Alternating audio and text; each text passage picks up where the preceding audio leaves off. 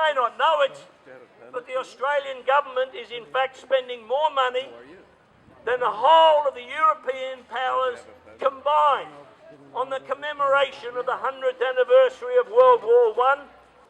100 years ago, the ruling classes in this country, spearheaded by the Labor government, committed people of your age to slaughter in the trenches in defence of what?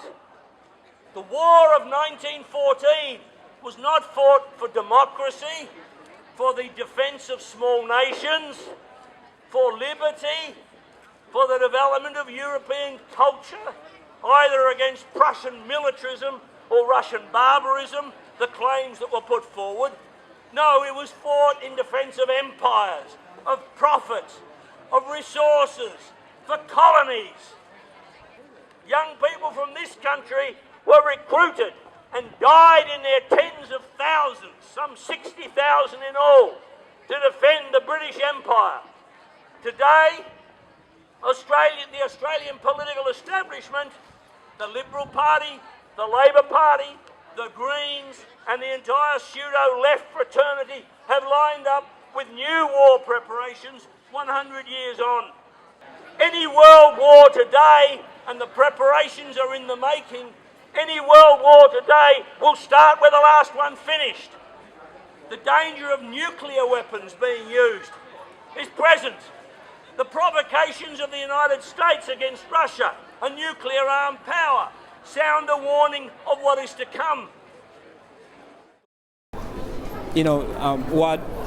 I think where we are at the moment is just probably World War 2015 or something, which is going to be horrible.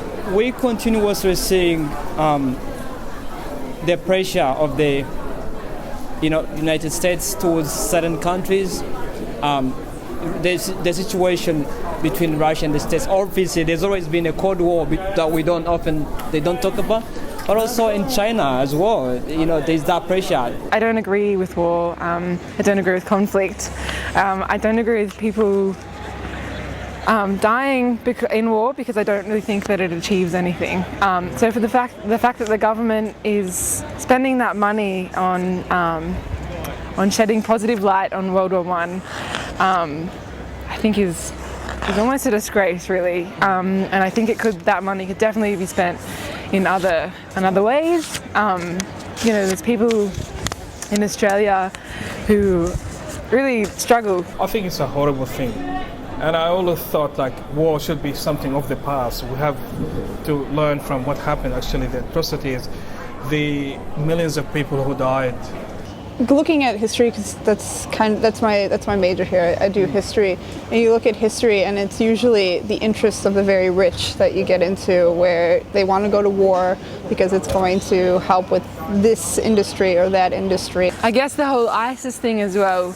It's horrible what's happening, but the fact that the US was talking about invading again, the fact that they're still in Afghanistan, invasion has never really got anywhere, and I guess war has never got anywhere, and it's almost imperialistic.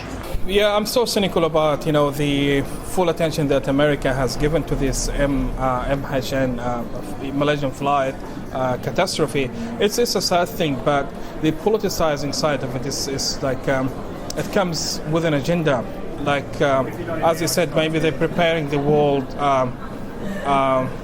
psyche for a new war between two superpower nuclear powers. The preparations for a third world war are in the making. Have the imperialists changed their colours in the 100 years? Have they become more humane? Has the leopard changed his spots? I don't think so.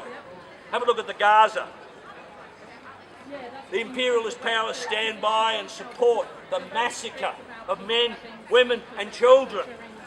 I'd say the war is actually absolutely horrible. So it's really embarrassing that the world is just ignoring what's happening there. And I'm not saying right or wrong, I'm just saying it's just absolutely, these are children who have no crime, they've done nothing, they have no idea. Israel is doing exactly what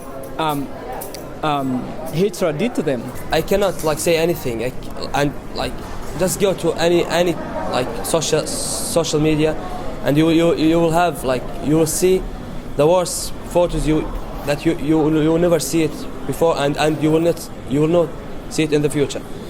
Like children, women, buildings, they like from 48 until now, they just want to destroy the people of Palestine. They just want to get them go away, you know, and they have no rights just to kill, not even the children or women. They have no rights to kill anybody there because this is their land.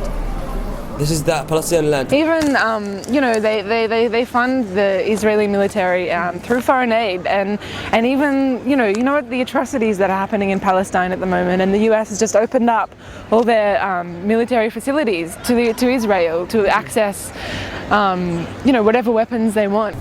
America, Australia, UK, all of them, they just look like this, you know, and just one eye. It just against the people in Palestine, you know. My personal understanding is even what's going on in other parts of the world rather than in Palestine, let's say Iraqi war, this is all the political crap. It's all politics, it's all crap. We don't know who is doing what, or we're being shown in the media. It's just like, oh, terrorism or whatever. But actually, who is a terrorist here? Is it United States, or is it people who being killed in their land because of their own interest and stuff? So how can we stop war?